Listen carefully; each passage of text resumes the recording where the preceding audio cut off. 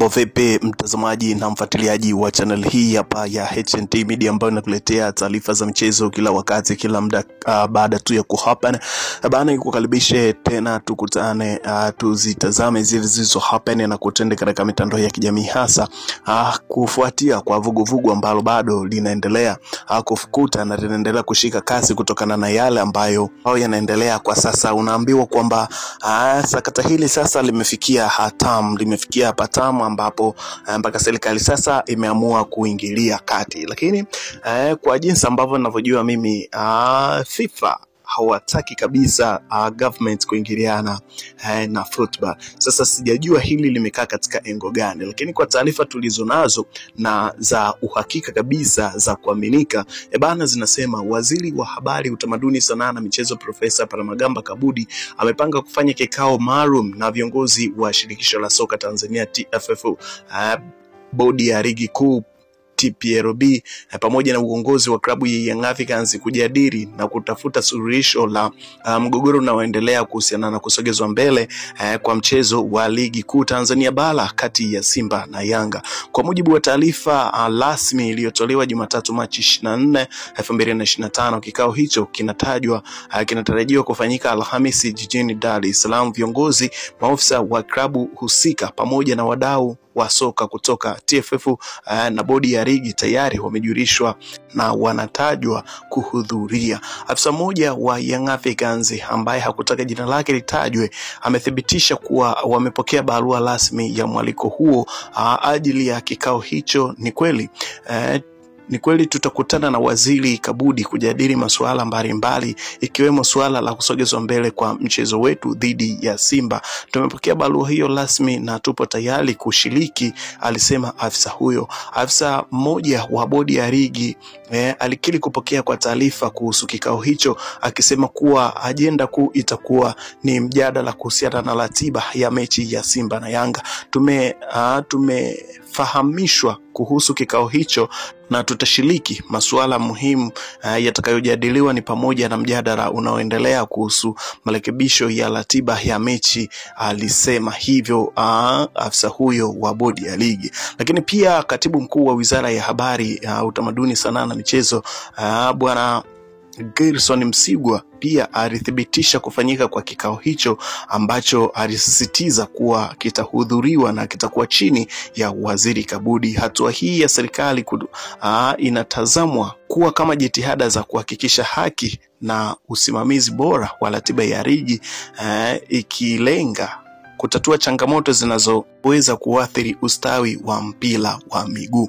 Bana, hii hapa ilikuwa ni moja kati ya taarifa ambayo watu wengi sana wamekuwa wakifikiria na wamekuwa pia define tofauti kutokana na kwamba huyu waziri wa michezo ameamua kuingilia kati sakata la dabi ya Kariakoo, kitu ambacho ni kinyume kabisa na taratibu na sheria za FIFA ambazo zinaizuia serikali isichanganyikane na football. Bana, kuna nchi kadha wa kadha ambazo zimeshaathirika na hatua hizi ambazo serikali zinachukua hasa katika kwenda kufanya maamuzi kunako football. Tukiangalia kama Kongo walishaathirika na huu mpango, lakini pia Kenya nao wameshaathirika na huu mpango wa viongozi wa serikali kuingilia kati katika kuhakikisha wanapata kutatua migogoro ya kifootball. Lakini pia kuna moja kati ya barua ambayo imetufikia nayo imekuwa ikiacha vichwa wazi. Taarifa ambayo ina peji mbili ni taarifa kutoka katika mdau mmoja wa soka ambaye pia ni mwanachama wa klabu ya Young Africans kutoka mkoani Iringa, ambaye ameitaka bodi ya ligi TPLB ndani ya siku 7 kuanzia leo kueleza mambo kadha ama sivyo ataifikisha bodi hiyo mahakamani. Madai hayo yaliyotokana na uamuzi usio halali wa bodi ya ligi wa kuahirisha kwa mechi namba 184 ya NBC Premier League ambayo ilitakiwa kuchezwa Machi 8, 2025, ikiwa pamoja na kurejeshwa kwa gharama alizoingia kwenda Dar es Salaam kushuhudia mechi hiyo pia Yanga kupatiwa pointi 3 na magoli 3. Taarifa kutoka katika chanzo cha kuaminika mkoani Iringa kinasema demand notice hii ishatumwa kwa maofisa wa TFF.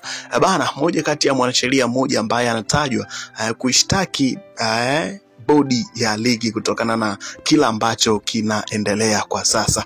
Bana, mambo yanazidi kuwa mengi sana, mambo yanazidi kuwa mengi kuhusiana na hiki ambacho kinaendelea, na mimi nikasema mwanafamilia wa HNT Media ambaye hutakiwi kwenda sehemu yoyote kutafuta habari za kuaminika kabisa za michezo, nikasema nikusogezee habari hii ili uweze kujua ni nini kinaendelea kunako anga la michezo. Lakini kitu ambacho kinanistua sana, kitu ambacho kinanistua ni kwa waziri wa habari, sanaa na michezo kuingilia kati katika kutafuta suluhu katika jambo hili, wakati ipo bodi ambayo inasimamia mambo haya, na wakati kama huu hapa ilitakiwa wangekuwa wameshatoka nje kutoa statement ambayo inaeleweka na haya yote yasingekuepo. Amenukuliwa mchambuzi mmoja wa masuala ya michezo akizungumza kwamba haya yote ameyataka rais wa TFF ambaye statement zake alizotoa zimekuwa za kichonganishi. Kama rais wa TFF angeweza kutoka na kutoa statement ambayo ingekuwa ni suhilisho la upande, asingelalia upande mmoja, upande wa Yanga, au asingelalia upande wa Simba, na angeunganisha, angesuhilisha hili kwa kutumia knowledge yake, na haya yote yasingekuepo, na wakati huu tusingekuwa tunafanya interviews za kuzungumzia mgogoro huu ambao unaelekea sasa wiki ya 3. Ikumbuko kwamba, na ni kawaida kabisa kwamba kila ligi zinakuepo timu ambazo zinakuwa zina ushindani mkubwa. Endapo kama timu moja ikifanyiwa tofauti na jinsi ambavyo ilitaka yenyewe ifanyiwe, lazima haya yote yangekuepo. Ligi zote barani, ligi zote duniani kuna timu ambazo zina ushindani. Ukizungumzia Hispania kuna Real Madrid pamoja na Barcelona, ukizungumzia Misri kuna Zamalek na Al Ahly, zungumzia Tanzania kuna Simba na Yanga. Kwa hiyo haya yote yanatokea na huko duniani kote. Lakini ni vipi ambavyo wangeweza kuja na masuhirisho, wangekuja kuamua hili jambo tofauti na jinsi ambavyo wanarudi tena kuwakandia wachambuzi na waandishi wa habari katika kuita kwamba wao wanakuza mgogoro. Hapana, huu sio mgogoro, lakini kwamba wao ndio waliokosea. Ilitakiwa bodi ya ligi watoke watoe statement yao, lakini pia rais wa TFF asingetumia hasira katika kuzungumza aliyoyazungumza, na huu mgogoro ambao wanaoita wao mgogoro usingekuepo. Mjadala huu ungekuwa umeshaisha, either Young Africans ungekuwa wameshakubali kucheza mechi hiyo kwa tarehe nyingine, na haya yote yasingekuepo. Lakini kwa statement zao za kuonekana kabisa, kuonyesha kabisa wanalalia upande mmoja, hicho kitu ndo ambacho kimewafanya Young Africans mpaka sasa wanazidi kuibuka. Tanzania nzima, nchi nzima wanaibuka na kutoa mtazamo wao na msimamo wao kama mashabiki wa klabu ya Young Africans.